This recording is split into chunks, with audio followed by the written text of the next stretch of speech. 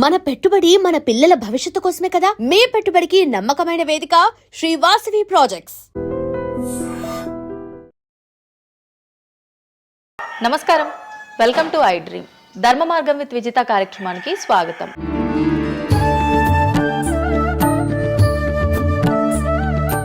ప్రస్తుతం మనతో పాటు ఉన్నారు ప్రముఖ జ్యోతిష్యులు వేణుస్వామి గారు. ఇప్పుడు వారితో మాట్లాడి మరిన్ని విషయాలు తెలుసుకుందాం. ముఖ్యంగా మనకెన్నో సందేహాలు ఉంటూ ఉంటాయి, వాటి గురించి అడిగి తెలుసుకునే ప్రయత్నం చేద్దాం.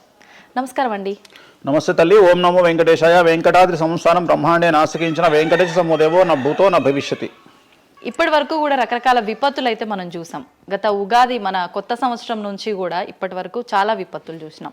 అంటే పంచభూతాల్లో ఒక్కొక్కటి ఒక్కొక్క ప్రళయంగా, అగ్ని ద్వారా కావచ్చు, గాలి ద్వారా కావచ్చు, రకరకాలుగా. ఇప్పుడు ఈ గ్రహాల మార్పుల వల్ల ఏవో రాబోతున్నాయని, మొన్న రీసెంట్గా బ్రహ్మంగారి ఇల్లు కూలింది అని, అంటే ఎక్కడ ఏ మూలన ఏం జరిగినా కూడా దాన్ని ప్రతి ఒక్కదానికి లింక్ చేసి దానివల్ల ఏదో దుష్ప్రభావాలు రాబోతున్నాయి, దీనివల్ల ఇబ్బందులు పడబోతున్నారని చెప్పి చెప్తున్నారు.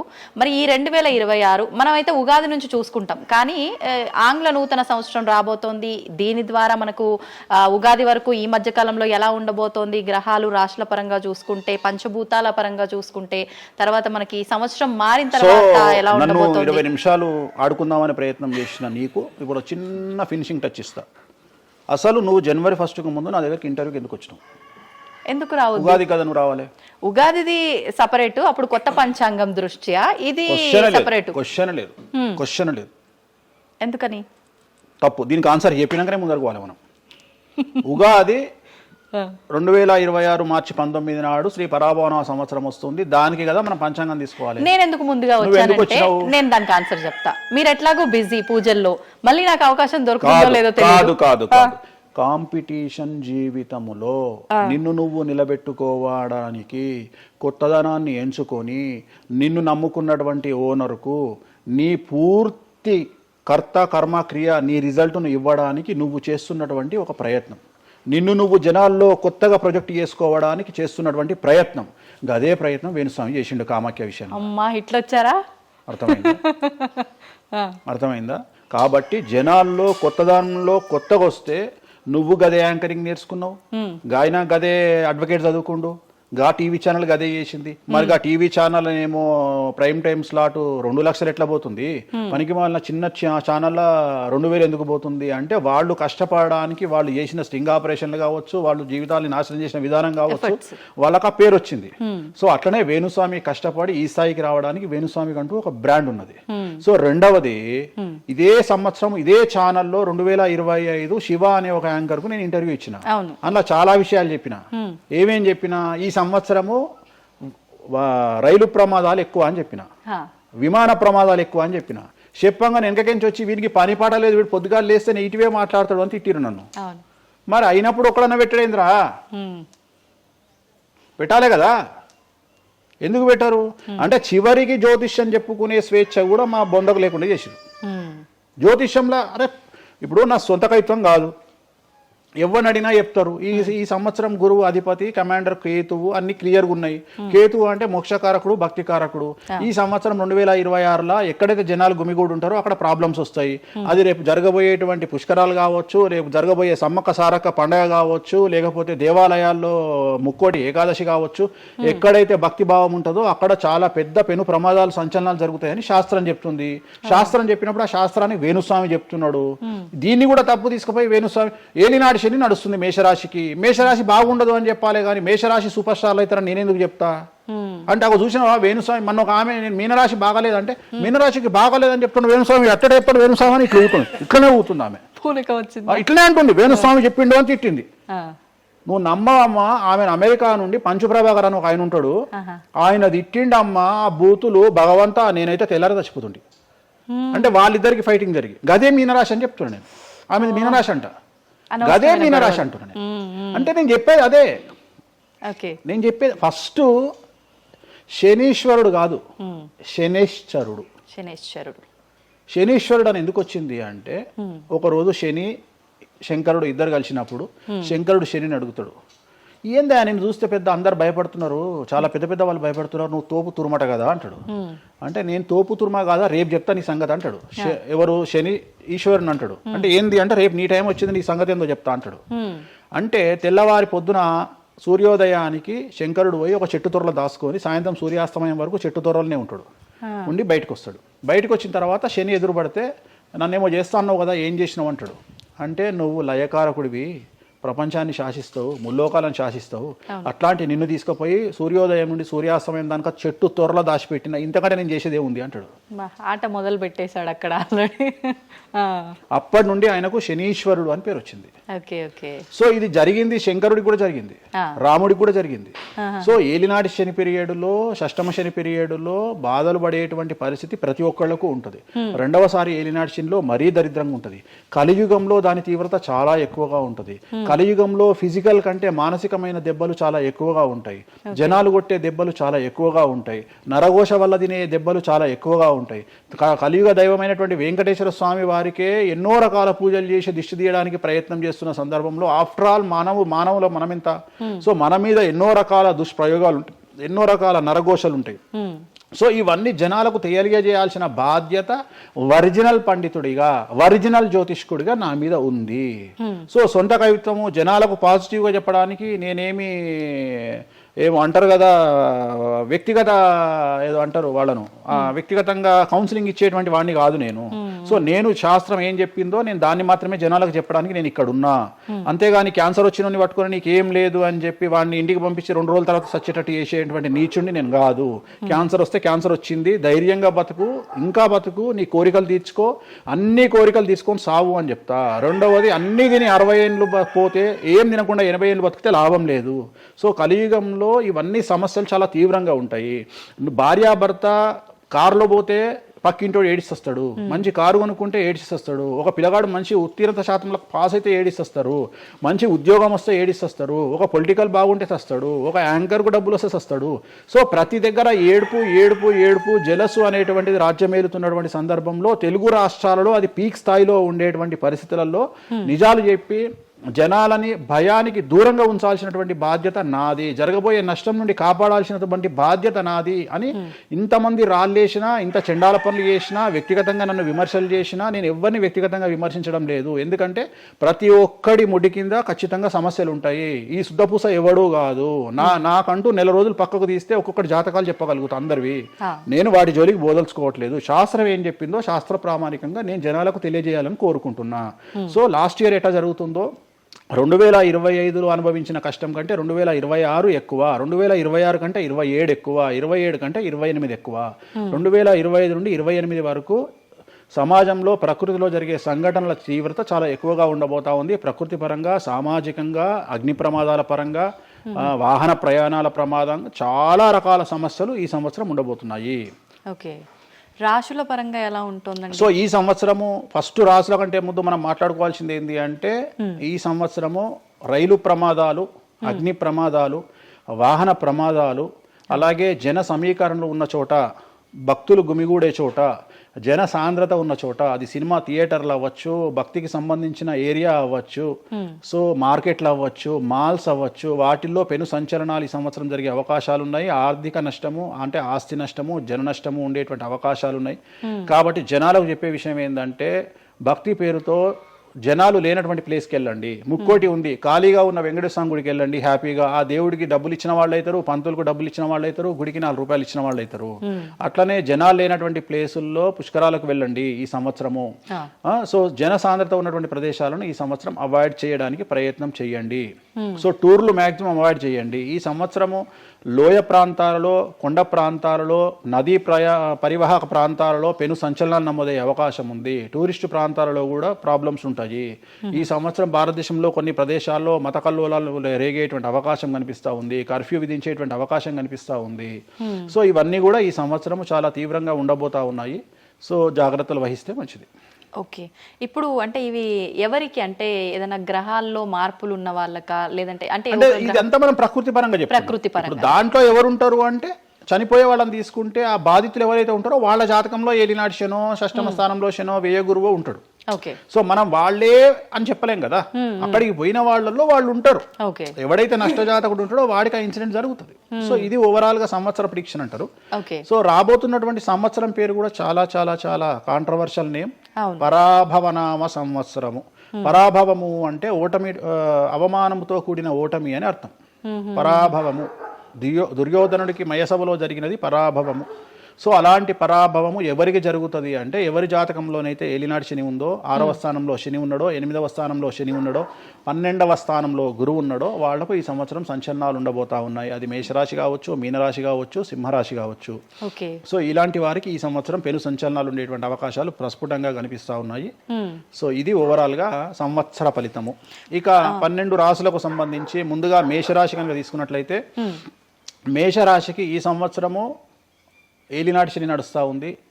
సో ఏలినాటి శని ఒక పక్క గురువు బాగాలేడు, ఒక పక్క రాహు బాగాలేడు, ఒక పక్క కేతు బాగాలేడు. సో ఇలాంటి సందర్భంలో పెను సంచలనాలకు కారణభూతమయ్యేటువంటి అవకాశం ఉంది. సో విద్యార్థులకు ఉత్తీర్ణత శాతం తగ్గుతుంది, కోరుకున్న ప్లేస్మెంట్స్ రావు, వీసా రిజెక్ట్ అయ్యే అవకాశం ఉంది. ఉద్యోగస్తులకు పై అధికారుల వల్ల సమస్యలు ఉంటాయి, ప్రమోషన్లు ఆగిపోతాయి. సో బదిలీలు చాలా దూరంగా బదిలీలు అయ్యే అవకాశం కనిపిస్తూ ఉంది. రాజకీయ నాయకులకు ఫెయిల్యూర్స్ కనిపిస్తూ ఉన్నాయి, ఉన్న పదవులు కోల్పోయే అవకాశం కనిపిస్తుంది, ఎన్నికలలో ఓటమి కనిపిస్తూ ఉంది. రైతులకు మొదటి పంట కంటే రెండవ పంట బాగుండే అవకాశం ఉంది. కళాకారులకు, క్రీడాకారులకు అవకాశాలు తగ్గిపోయి ఆదాయం తగ్గిపోయే అవకాశం ఉంది. స్త్రీలకు సంబంధించి భర్తల మధ్యన గొడవలు అయ్యే అవకాశం ఉంది. అలాగే వ్యాపారస్తులకు, బ్యూరోక్రాట్లకు ఈ సంవత్సరం ఏసీబీ, సిబిఐ, సిఐడి లాంటి కేసులు లేదా ఈడీ కేసులు కనిపిస్తూ ఉన్నాయి. ఈ సంవత్సరం ఓవరాల్గా మేషరాశి వాళ్ళని తీసుకుంటే న్యాయపరమైన ఇబ్బందులు, ఆర్థికపరమైన ఇబ్బందులు, ఆరోగ్యపరమైన ఇబ్బందులు, తండ్రికి సంబంధించిన అపమృత్యు గండము, అలాగే న్యాయపరమైన చిక్కులు, వాహన ప్రమాదాలు, భార్యాభర్తల మధ్యన గొడవలు, ఇవన్నీ మేషరాశి వారికి కనిపిస్తూ ఉన్నాయి. మరి ఏం చేసుకోవాలా అంటే, తిరునల్లా శనీశ్వర ఆలయంలో ప్రత్యేకమైన శని పూజ నిర్వహించుకోవడంతో పాటు నలుపు రంగు దుస్తులకు దూరంగా ఉండడము, నలుపు చెప్పులు, నలుపు వాహనాలకు దూరంగా ఉండడము, లెదర్ వస్తువులకు దూరంగా ఉండడము, నలుపు లెదర్ వస్తువులకు దూరంగా ఉండడం వల్ల సమస్యల నుండి గట్టెక్కుతారు. ఏడాదంతా వీటికి దూరంగా ఉండాలి. మరి తర్వాత నెక్స్ట్ వృషభ రాశి. సో వృషభ రాశి వారికి ఈ సంవత్సరం 100కు ఇంచుమించుగా 75% అనుకూలంగా ఉంది. రాహువు, కేతువు, గురువు, శని అనుకూలత కనిపిస్తూ ఉంది. చాలా బాగుండబోతా ఉంది. ఈ సంవత్సరం మే నుండి విపరీతమైన రాజయోగం పట్టబోతా ఉంది. చాలా అనుకూలంగా ఉంది. విద్యార్థులకు ఉత్తీర్ణత శాతం ఉంటుంది. స్త్రీలకు అనుకూలమైన ఫలితాలు ఉంటాయి. స్త్రీలకు మీ ఇంట్లో కమాండింగ్ అంతా మీదే ఉంటుంది. రాజకీయ నాయకులకు ఎన్నికలలో విజయాలు సాధిస్తారు. డబ్బులు ఎక్కువ ఖర్చైనా విజయాలు సాధిస్తారు. అలాగే రైతులకు 2 పంటల దిగుబడి, రాబడి బాగుంటుంది. విద్యార్థులకు కోరుకున్న ప్రదేశాల్లో సీట్లు వస్తాయి. ఉత్తీర్ణత శాతం పెరుగుతుంది. అవివాహితులకు వివాహ యోగ సూచనలు కనిపిస్తున్నాయి. సంతానం లేని వారికి సంతాన యోగం కనిపిస్తూ ఉంది. వ్యాపారస్తులకు, అన్ని రంగాల వ్యాపారస్తులకు అనుకూలమైన ఫలితాలు ఉండబోతా ఉన్నాయి. క్రీడాకారులకు, కళాకారులకు అవకాశాలు, ఆదాయము పెరుగుతాయి. ఓవరాల్గా ఈ సంవత్సరం పూర్తి స్థాయిలో మీకు ఎటువంటి సమస్యలు కనిపించడం లేదు. చాలా బాగుంది కాబట్టి మీకు ఎటువంటి రెమెడీస్ అవసరం లేదు. వీలైతే సోమవారం నాడు శివాలయంలో రుద్రాభిషేకాన్ని నిర్వహించుకోండి. సో నెక్స్ట్ మిథున రాశి. ఈ సంవత్సరం ఏదైనా రాశి 100కు 110% అనుకూలంగా ఉంది అంటే మిథున రాశి. సో గురువు, రాహువు, కేతువు అన్ని గ్రహాలు అనుకూలంగా ఉన్నాయి. పట్టిందల్లా బంగారంగా ఉంటుంది. గురువు అతిచారం వల్ల మీ జాతకం చాలా బాగుండబోతా ఉంది. గత 10 సంవత్సరాల నుండి మీరు పడుతున్నటువంటి కష్టాలన్నీ తొలగిపోయే అవకాశాలు కనిపిస్తూ ఉన్నాయి. సో కొత్త స్పీడ్తో ముందుకు వెళ్ళండి. కొత్త ఆలోచనలు చేయండి. ఎంత గొప్పగా జీవితంలో ముందుకెళ్లాలో ప్లాన్ చేయండి. చాలా గొప్పగా ఆలోచించండి. చిన్నగా ఆలోచన చేయకండి. గురువు విపరీత రాజయోగాన్ని ఇవ్వబోతా ఉన్నాడు. దైవబలం మీకు అనుకూలంగా ఉంది. గురుబలం మీకు అనుకూలంగా ఉంది. శనిబలం మీకు అనుకూలంగా ఉంది. కాబట్టి కొత్త వ్యాపారాలు ప్రారంభించండి. విపరీతమైనటువంటి చాలా గొప్పగా కలలు కనండి. ఆ కలలను సాకారం చేసుకునే దిశగా ప్రయాణం చేయండి. విద్యార్థులకు అనుకూలంగా ఉంది. ఉద్యోగస్తులకు అనుకూలంగా ఉంది. వ్యాపారస్తులకు అనుకూలంగా ఉంది. రైతులకు 2 పంటలు అనుకూలంగా ఉంది. సో ప్రతి వాళ్ళు చెరువులు, తర్వాత చేపల చెరువులు, రొయ్యల చెరువులు పండించే వాళ్ళకు అనుకూలంగా ఉంది. పౌల్ట్రీ ఫామ్ వాళ్ళకు అనుకూలంగా ఉంది. రాజకీయ రంగం వారికి అనుకూలంగా ప్రజల్లో మంచి మార్పులు కనిపిస్తూ ఉన్నాయి. స్త్రీలకు మీదే కమాండింగ్గా ఉంటుంది. కుటుంబంలో మీరు ఏం చెప్తే అది జరిగేటువంటి అవకాశాలు కనిపిస్తూ ఉన్నాయి. సో మిథున రాశి వారికి పూర్తి స్థాయిలో అనుకూలంగా ఉంది. ఎటువంటి రెమెడీస్, ఎటువంటి పూజలు అవసరం లేదు. అద్భుతమైతే వీళ్ళది. నెక్స్ట్ కర్కాటక రాశి. సో నెక్స్ట్ కర్కాటక రాశి. సో కర్కాటక రాశి వారికి కూడా ఇంచుమించు 90% అనుకూలంగా ఉంది. కాకపోతే ఇక్కడ ఉన్న సమస్య ఏంటి అంటే మే వరకు 2026 మే వరకు కొద్దిగా వీళ్ళకు గురువు 12వ ఇంట్లో ఉన్నాడు కాబట్టి కాళ్ళు చేతులు విరిగే అవకాశం ఉంది, దెబ్బలు తగిలించుకునే అవకాశం కనిపిస్తూ ఉంది. జాగ్రత్తగా ఉండండి. సాధ్యమైనంత వరకు yellow colour, lemon yellow colour దుస్తులు ధరించే ప్రయత్నం చేయండి. చాలా అనుకూలంగా ఉండబోతా ఉంది. రాజకీయ రంగంలో ఉండే వాళ్లకు విపరీతమైనటువంటి విజయాలు సిద్ధిస్తాయి. జనాల్లో అనుకూలమైన వాతావరణం ఉంటుంది. వ్యాపారస్తులకు విశేషించి అనుకూలంగా ఉంటుంది. విద్యార్థులకు అనుకూలంగా ఉంటుంది. అలాగే రైతులకు అనుకూలంగా ఉంటుంది. కళాకారులకు, క్రీడాకారులకు మరీ అనుకూలంగా ఉంటుంది. కాకపోతే ఓవరాల్గా కర్కాటక రాశి వారికి ఈ సంవత్సరం కొద్దిగా శత్రువుల యొక్క బెడద ఒక 10% కనిపిస్తూ ఉంది. కానీ శత్రువులను పట్టించుకోకండి. శని బలం వల్ల వాళ్ళు ఎంత ప్రయత్నాలు చేసినా, రాహు బలం వల్ల వాళ్ళు ఎంత ప్రయత్నాలు చేసినా మిమ్మల్ని ఎవరు ఏమీ చేయలేరు. సో మీరు చేయాల్సింది ప్రతి గురువారం నాడు లెమన్ ఎల్లో దుస్తులు ధరించే ప్రయత్నం చేయండి. అలాగే శ్రీకాళహస్తిలో గురు దక్షిణామూర్తి వద్ద గురువారం నాడు గురుహోరలో గురువుకు అంటే దక్షిణామూర్తికి అష్టోత్తర పూజ చేయించుకోండి. అలాగే పసుపు రంగు పువ్వు ఏదైనా ఉంటే అక్కడ నుండి తెచ్చుకొని ఇంట్లో పెట్టుకోండి. మీకు అనుకూలమైన ఫలితాలు ఉంటాయి. అంటే శని వీళ్ళకి ఫేవర్గా ఉన్నాడా? అంటే శని వీళ్ళకి చాలా ఫేవర్గా ఉన్నాడు. రాహు ఫేవర్గా ఉన్నాడు. కేతు ఫేవర్గా ఉన్నాడు. మే నుండి గురువు కూడా ఫేవర్గా ఉంటాడు. అది ఉన్న చిన్న చిన్న ఇబ్బందులకు కూడా ఏమైనా దానాలు అలాంటివి అదే మనం చెప్పినాం. ఎందుకు గురువు లెమన్ ఎల్లో కలర్ గురువుకు దక్షిణామూర్తి సరిపోతుంది. ఇంకా అవసరం లేదు, దానాలు అవసరం లేదు. మరి తదుపరి రాశి సో నెక్స్ట్ సింహరాశి. సింహరాశికి ఈ సంవత్సరం అష్టమ శని నడుస్తూ ఉంది. గురువు వ్యతిరేకమైన ఫలితాలు. రాహు కేతువు చాలా నెగిటివ్గా ఉన్నారు. సో ఇంచుమించుగా 4 గ్రహాలు వ్యతిరేకమైన దిశలో ఉన్నాయి. అష్టమ శని అంటే తల్లికి ఆరోగ్యపరమైన ఇబ్బందులు ఉంటాయి, మానసికమైన ఇబ్బందులు ఉంటాయి, శారీరకమైనటువంటి అనారోగ్య సమస్యలు ఉంటాయి. అలాగే ఆర్థికపరమైన ఇబ్బందులు, న్యాయపరమైన చికాకులు ఉంటాయి. జాగ్రత్తగా ఉండండి. నలుపు రంగు దుస్తులకు దూరంగా ఉండండి. విద్యార్థులకు సమస్యలు, ఉద్యోగస్తులకు సమస్యలు, వ్యాపారస్తులకు సమస్యలు, ఈడీ కేసులు, పోలీస్ కేసులు, బ్యూరోక్రాట్స్కు సిబిఐ కేసులు, రైతులకు పంటల దిగుబడిలో నష్టము, కళాకారులకు, క్రీడాకారులకు వాళ్ళ అవకాశాలను ఇతరులు దక్కించుకునేటువంటి అవకాశం కనిపిస్తూ ఉంది. స్త్రీలకు భార్యాభర్తల మధ్యన గొడవలు. సో ఓవరాల్గా సింహరాశి వారికి ఏ రంగంలో వారైనా సమస్యలు కనిపిస్తూ ఉన్నాయి. అష్టమ శని ప్రభావం కనిపిస్తూ ఉంది కాబట్టి నలుపు రంగు దుస్తులకు దూరంగా ఉండండి. తిరునల్లార్ శనీశ్వర ఆలయంలో ప్రత్యేకమైన శని పూజను నిర్వహించుకోవడం ద్వారా సమస్యల నుండి గట్టెక్కుతారు. ఓకే. సో నెక్స్ట్ కన్యారాశి. ఈ సంవత్సరం కన్యారాశి వారికి ఇంచుమించు 75% అనుకూలంగా ఉండబోతా ఉంది. శని, అలాగే కుజుడు, రాహువు, కేతువు, గురువు అనుకూలతల వల్ల చాలా చాలా అనుకూలంగా ఉండబోతా ఉంది. ఒకే ఒక్క సమస్య ఈ సంవత్సరం ఉండేది, భార్యాభర్తల మధ్యన ఈగోలు కానీ క్లాషెస్ కానీ వచ్చే అవకాశం ఉంది. సో కాంప్రమైజ్ అవ్వడానికి ప్రయత్నించండి. భార్య దగ్గర భర్త, భర్త దగ్గర భార్య, కాంప్రమైజ్ అవ్వండి. ఈగోలకు పోవద్దు, జెలస్లకు పోవద్దు. ఆర్థికపరమైన అంశాల్లో జాగ్రత్తగా ఉండండి. విద్యార్థులకు అనుకూలత కనిపిస్తూ ఉంది. రాజకీయ నాయకులకు అనుకూలత కనిపిస్తూ ఉంది. వ్యాపారస్తులకు, కళాకారులకు, క్రీడాకారులకు విశేషమైన యోగం లభించబోతూ ఉంది.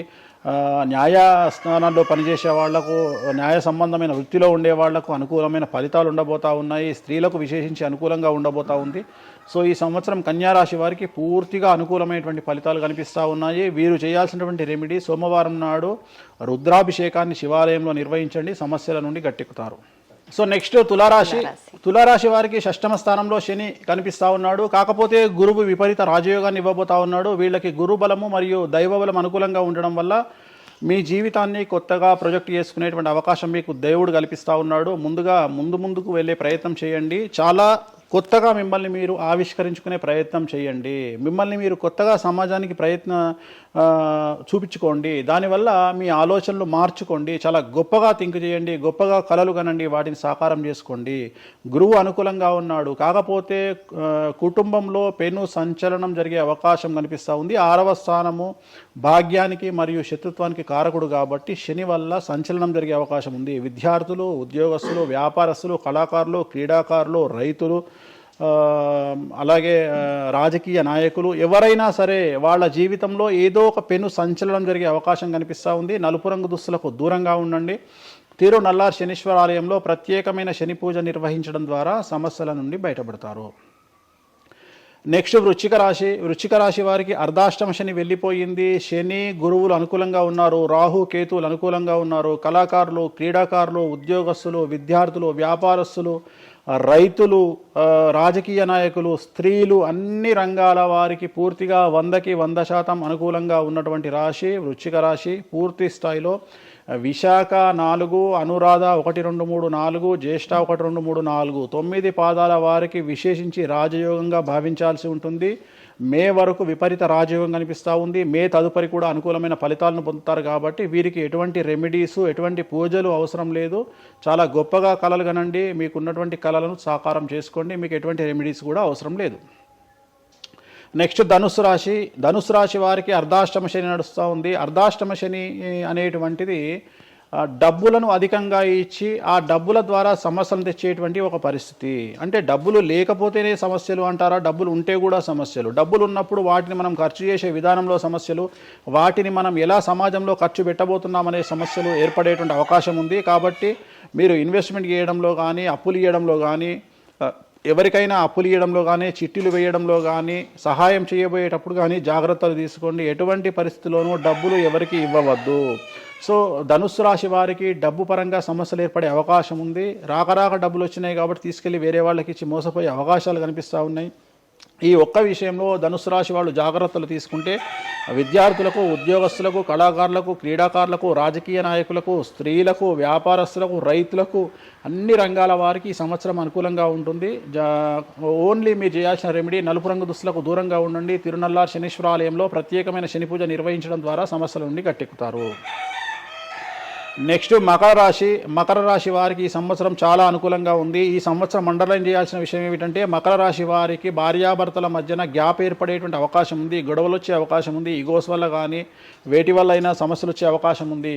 అది కాకుండా విద్యార్థులకు అనుకూలతలు ఉంటాయి, ఉద్యోగస్తులకు అనుకూలతలు ఉంటాయి, రైతులకు 2 పంటల దిగుబడి రాబడి ఉంటుంది. అలాగే రాజకీయ నాయకులకు సమాజంలో మంచి పేరు ప్రఖ్యాతులతో పాటు పదవులు సిద్ధిస్తాయి. రైతులకు 2 పంటల దిగుబడి రాబడి ఉంటుంది. వ్యాపారస్తులకు రూపాయికి 100 రూపాయల లాభం ఉంటుంది. స్త్రీలకు కోరుకున్నటువంటి ఫలితాలు ఉంటాయి. అన్ని రంగాల వారికి అనుకూలమైన ఫలితాలు మకర రాశి వారికి ఉండబోతా ఉన్నాయి. వీరు సోమవారం నాడు శివాలయంలో రుద్రాభిషేకం నిర్వహించుకున్నట్లయితే సమస్యల నుండి గట్టెక్కుతారు. సో నెక్స్ట్ కుంభరాశి వారికి ఏలినాడు శని చివరి అంకంలో ఉంది. చాలా సమస్యలు కనిపించబోతా ఉన్నాయి. కుటుంబంలో ఎవరిని తీసుకున్నా విద్యార్థులు, ఉద్యోగస్తులు, వ్యాపారస్తులు, కళాకారులు, క్రీడాకారులు, రాజకీయ నాయకులు, స్త్రీలు, ఉద్యోగస్తులు, బ్యూరోక్రాట్లు అందరికీ సమస్యలు ఉన్నాయి. వాహన ప్రమాదాలు, పోలీస్ కేసులు, కోర్టు కేసులు, ఆరోగ్యపరమైన ఇబ్బందులు, మానసికమైన ఇబ్బందులు, స్త్రీలకైతే థైరాయిడ్ సమస్యలు, పీసీఓడి సమస్యలు, గర్భసంచికి సంబంధించిన సమస్యలు, మానసికమైన ఇబ్బందులు బాధించే అవకాశం కనిపిస్తూ ఉంది.